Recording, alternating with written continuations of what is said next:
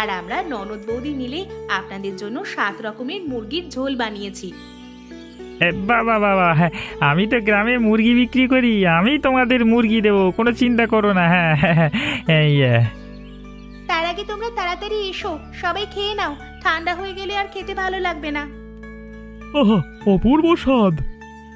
হ্যাঁ গো, আমরা মাত্র এই কজনই এসেছি, বাকি গ্রামের লোকেরা জানলে তারাও আনন্দ করে খাবে। আগে এই হোটেলে যা ভিড় হতো তার দ্বিগুণ ভিড় হবে এবার থেকে, বুঝতে পারছি। হ্যাঁ, তবে ওই কথা হয়ে গেল, কিন্তু আমার থেকে মাংস নিতে হবে। হ্যাঁ, আচ্ছা কালুদা, তাই হবে। আমি তো কোনোদিন ভাবতেই পারিনি আবার আমরা হোটেলটা নতুন করে শুরু করতে পারবো। তুই তো শুধু ভাবছিলিস হোটেলটা বিক্রি করে দেওয়ার কথা, দেখলি তো নতুন বউ কেমন করে হোটেলটা শুরু করলো আবার। এই জন্যই বলে হাল ছেড়ে দিতে নাই কখনো।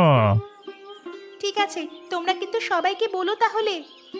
হ্যাঁ, এই তো আমরা খাওয়া দাওয়া করে সবাইকে বলবো। কাল থেকে দেখবে তোমাদের দোকানে লোক ভরে যাবে। হ্যাঁ, উফ, হরিরাম কাকা জানতে পারলে বড় খুশি হবে। কাকার বড় প্রিয় ছিল দোকানটা, কিন্তু বয়স হয়ে যাওয়ার পর আর চালাতে পারছে না নিজে। আর সেজন্যই তো হোটেলটা শুধু আমাদের নিজেদের জন্য করিনি, বৃদ্ধ হরিরাম কাকা যাতে বয়সকালে কোনো সমস্যার মধ্যে না পড়ে, সেজন্য আমাদের পাশে থাকতে হবে।